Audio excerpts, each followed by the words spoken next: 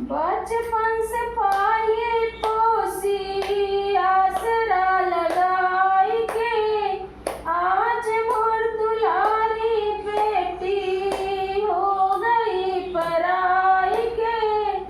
बचपन से पाली पोसी आसरा लगाई के आज मोर दुलारी बेटी हो गई पराई के।